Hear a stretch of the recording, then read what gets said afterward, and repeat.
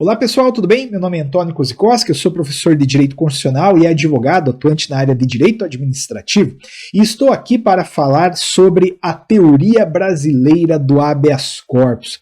Você já ouviu falar em teoria brasileira do habeas corpus? Eu vou te explicar. Decidi gravar esse vídeo porque recebi lá no meu Instagram um dia desses uma pergunta.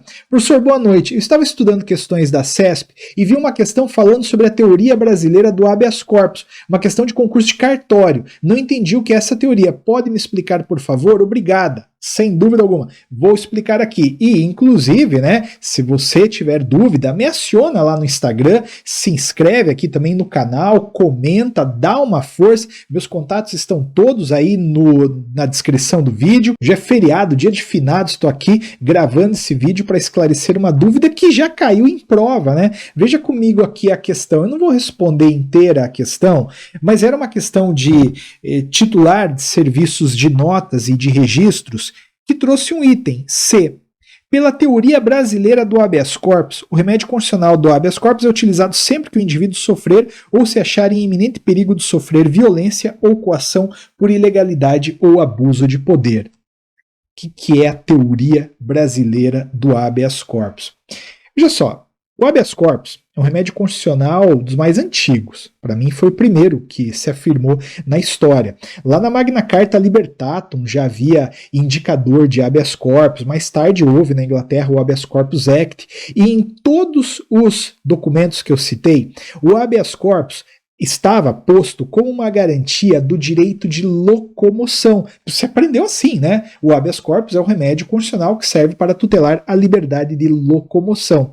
Inclusive, é com esta, mais ou menos, feição que o habeas corpus aparece na Constituição de 1988. Está lá no inciso 68 do artigo 5º, conceder-se a habeas corpus sempre que alguém sofrer ou se achar ameaçado de sofrer violência ou coação em sua liberdade de locomoção por ilegalidade ou abuso de poder. Contudo, nem sempre foi assim. No direito brasileiro, o habeas corpus foi mencionado pela primeira vez no Código Criminal de 1830. É verdade que havia lá um ato também do Dom Pedro I, antes disso, sinalizando uma tutela de liberdade de locomoção, mas legalmente foi o Código Criminal do Império que mencionou pela primeira vez o habeas corpus. Contudo, este habeas corpus ele foi constitucionalizado com a primeira Constituição da República, a Constituição de 1891. Só que agora, atenção, veja como ele foi constitucionalizado. O artigo 72, parágrafo 22, dizia: dar-se-á o habeas corpus sempre que o indivíduo sofrer ou se achar em iminente perigo de sofrer violência ou coação por ilegalidade ou abuso de poder. Você percebeu que está faltando uma coisa no artigo 72, parágrafo 22? Uma coisa que até apareceu mais tarde, como você viu aí no artigo 5º, inciso 68 da Constituição atual, e como inclusive aparecia no Código Criminal do Império, como aparecia lá na Magna Carta Libertatum, no Habeas Corpus Act. Pois bem, neste artigo 72, parágrafo 22, não foi mencionado o direito de locomoção. Perceba que deram aqui uma afeição muito ampla para o habeas corpus, que funcionava como um remédio constitucional para proteger o indivíduo que sofresse ou se achasse em iminente perigo de sofrer violência ou coação por ilegalidade ou abuso de poder. Mas ilegalidade ou abuso de poder aonde? Em tudo.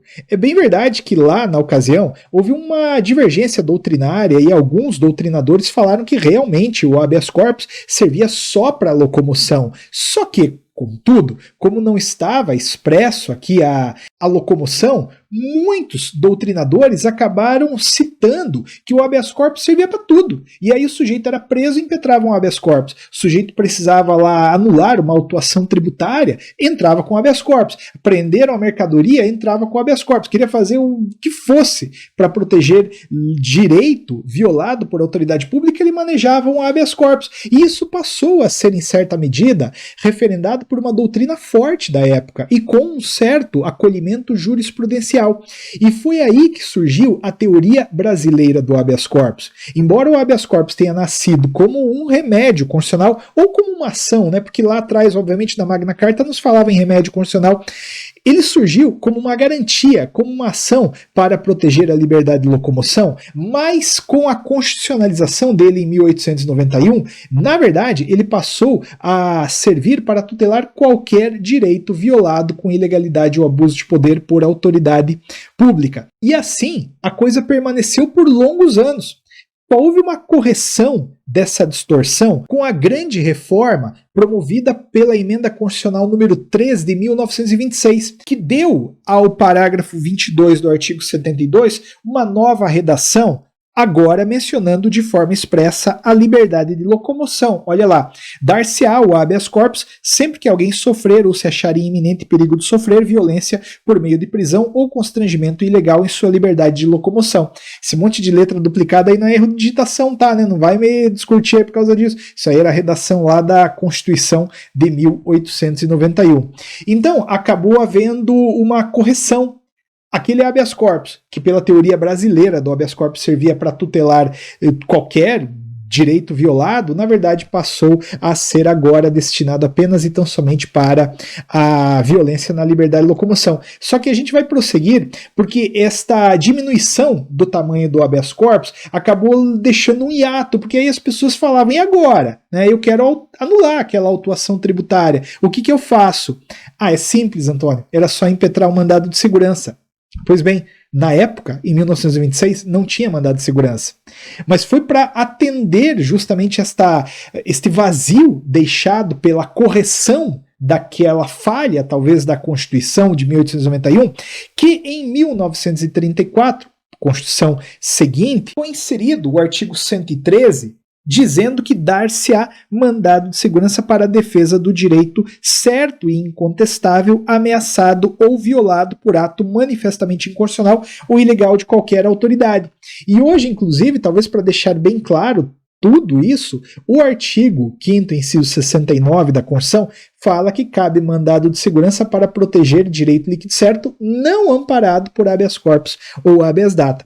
Então esta é a teoria brasileira do habeas corpus. Foi uma teoria que vigorou ali no começo da Constituição de 1891, começo que demorou, porque foi de 1891 até 1926, dando uma feição maior para o habeas corpus, que na época, em razão de não estar consignado à liberdade de locomoção, servia na verdade para proteger de tudo. Então olha que sacanagem, essa teoria aqui realmente está certa.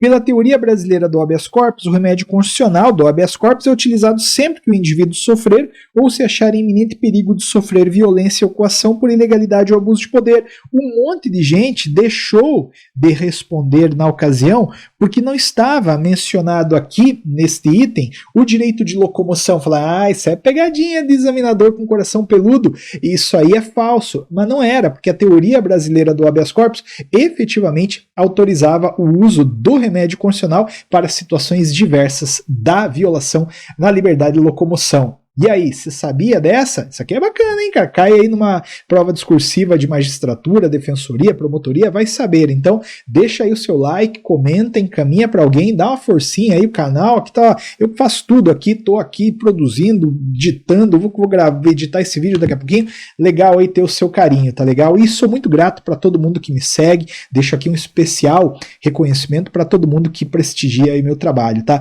Obrigado, gente. Grande abraço, tudo de bom para vocês. Seguimos fortes aí no estudo do direito constitucional.